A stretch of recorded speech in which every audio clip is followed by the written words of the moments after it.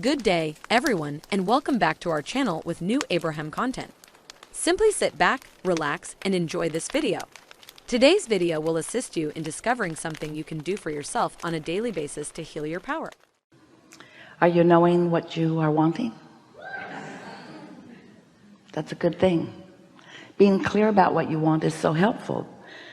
Being clear about what you want helps you to know what you're doing vibrationally. In other words, if you're clear about what you want and for some reason you are observing something that opposes it, or remembering something or believing something that is in contradiction to your desire, if your desire is focused and sharp and clear within you, then your emotional guidance system will let you know the offness of your vibrational mix.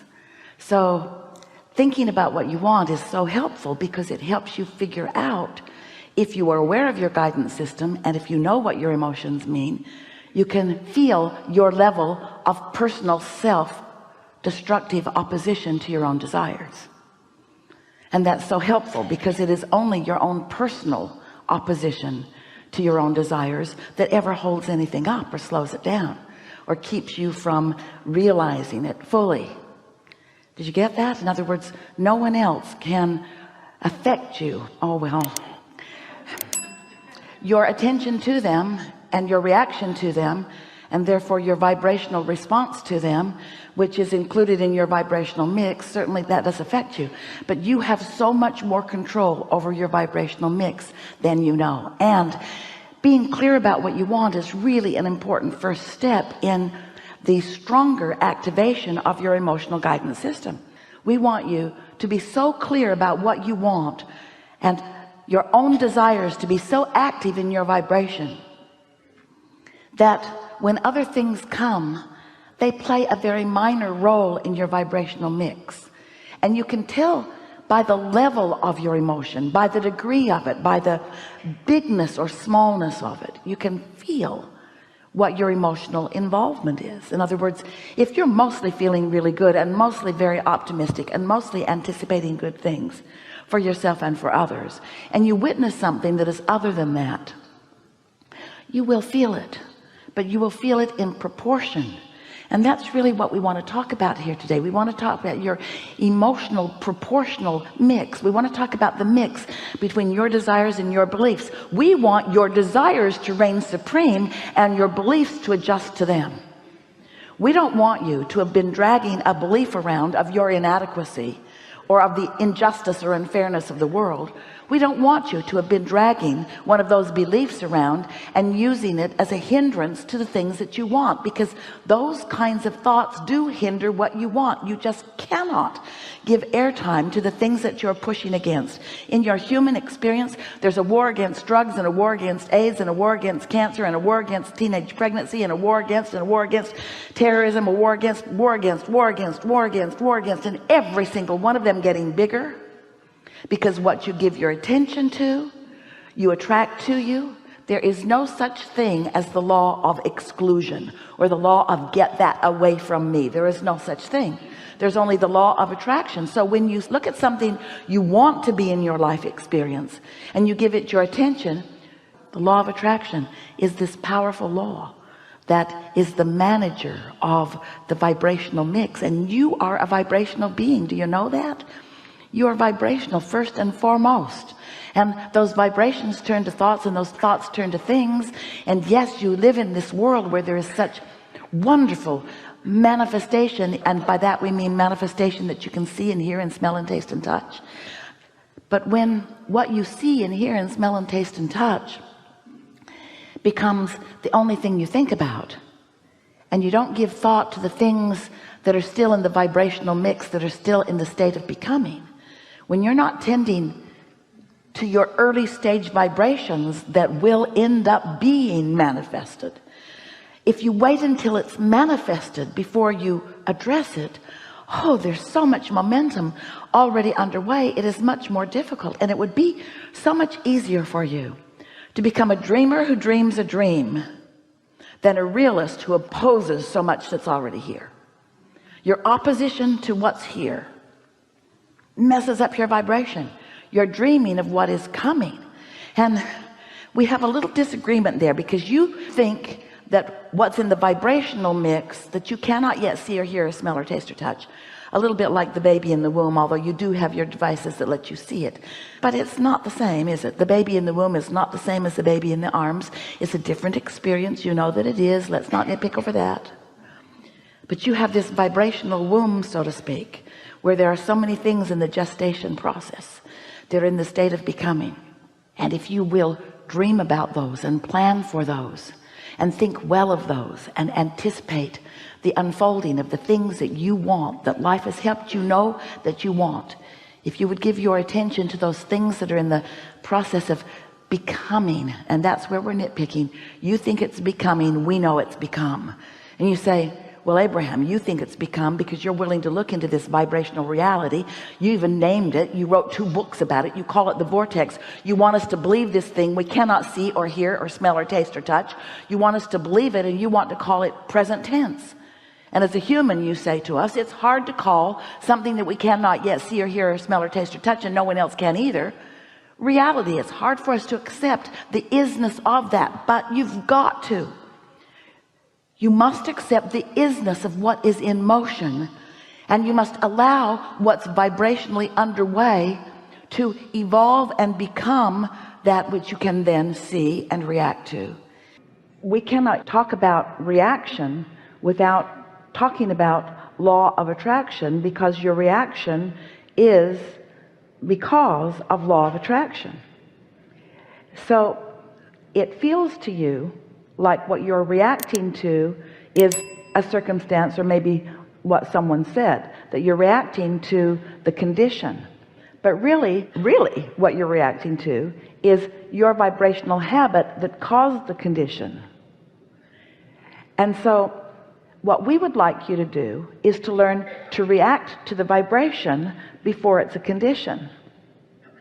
In other words, we want you to react. It's like if you're driving and the bumps on the road let you know that you're going off the road into the ditch.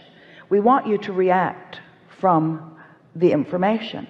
And so getting yourself in alignment is about reaction, isn't it? It's about using your guidance system. How could anyone effectively use their guidance system if they're not reacting to the guidance or adjusting to the guidance?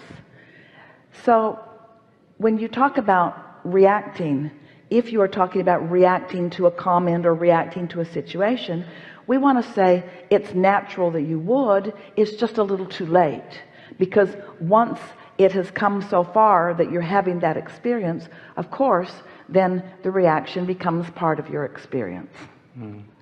So it really is about catching it earlier. It's about caring about the way you feel and catching it as early as you can. Yes. We've been talking a lot about inspiration, but we want to remind you all here today that that feeling of inspiration is that feeling of being called. It's really a feeling of momentum. So you can be inspired from the receptive mode, from the receiving mode, from source, or you could be inspired from your resistant mode, from trouble. In other words, sometimes if someone is behaving in a way that causes a reaction to you, you feel like responding in the way you do, and so you are inspired, you might say. You just want to be aware of from what vibrational stance the inspiration is coming. You see what we're getting at?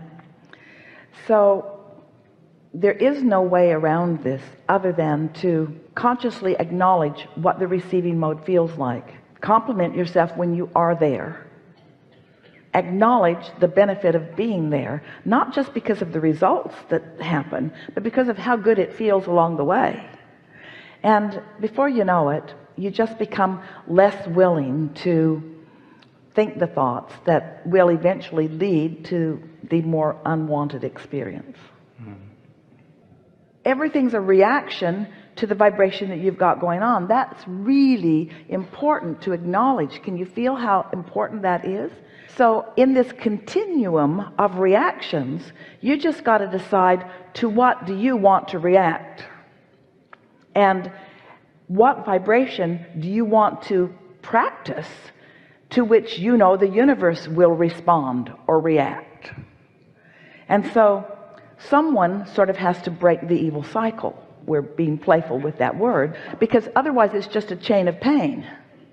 And someone has to decide, wait a minute, I'm not going to go the way of this momentum. I'm going to do something else, but I can't do it right now because the momentum is taking me. So I'm just going to take a hiatus from this conversation or from this topic, and I'm going to focus upon the things where my reaction and the universe's reaction to my reaction is what I want it to be. So let's not condemn reaction. Let's call it a natural consequence of the vibrational universe in which we are all focused. And instead, let's just talk about getting better at focusing and better at sending a signal to which the universe is going to react. And just be playful about it. That's really important. Esther started playing a game with herself where when wonderful things would happen, she would say, I did that. And when not wonderful things would happen, she would say, I did that too. Because there's something so empowering about accepting that you are doing it all and the universe is reacting to you. Now it's fair to say, yeah, but I reacted to something else before I was offering a vibration that the universe was reacting to. And we say, doesn't matter. Doesn't matter. So your questions are so important, because you're saying, so how can I stop being that reactor? How can I change the vibration? We say, you just got to practice, and what's at the root of that is really caring how you feel. Finally, once and for all, not being willing to put up with negative emotions, even if they're not that strong. Most of you put up with stuff until it gets really big, and then you react in a stronger way. In other words, I'm just not going to put up with that anymore.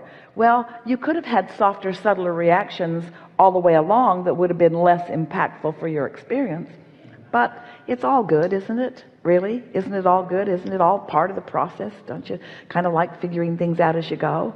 And so maybe the strongest thing that we'd like to say to you is, if you can resist the temptation to beat up on yourself about things and just say, well, this is good, or I needed that, or that was good clarification for me, or I'm glad that happened because now I understand this, or now I've put more into my vortex, or in other words, just find a way of making peace with yourself. Do everything you can to make yourself feel better about yourself. We think journaling is nice, but we would use our journaling to emphasize our momentum.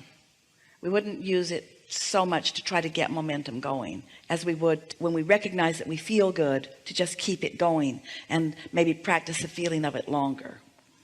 What happens with people sometimes is that in the examination they introduce more resistance than is necessary. You just have to be aware of how you're feeling when you're doing it. Nothing in and of itself is ever right or wrong. It's how you're feeling about it while you're doing it that really matters.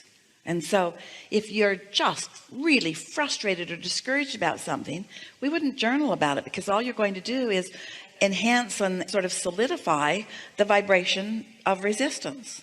But when you're soaring, that's when we would journal. Sometimes by writing it, you do remember it, but it's simply because you've practiced the vibration of it longer. Just remember this: your brain is not a storage cabinet. It's a transmitting and receiving mechanism. So rather than trying to remember things, just feel as good as you can feel, so you're in the receptive mode, so that you can receive what's important moment by moment by moment by moment. In other words, that's where your intuition comes from, and your spontaneity, and your good timing, and your clarity. But if you try to remember, then you just get all bogged down. Sometimes Esther will say, so-and-so has a really good memory. And we remind her, it's not memory, it's tuning to a frequency that brings that back again. Have you ever noticed that when you get with this friend, you almost always talk about this, and when you get with this friend, you almost always talk about this, and when you get with this friend, you almost always talk about this? And that's not because you're remembering, picking up where you left off. It's because that's where you left that active vibration, and that's where you're rendezvousing. So again, you might want to play with your friends is, let's see where we're going now. Let's go our separate ways for a day or however long, and let's find our vibrational high place, and then let's get back together and see what new thing we accomplish. We hope you enjoy our videos, which are more than just educational. They are also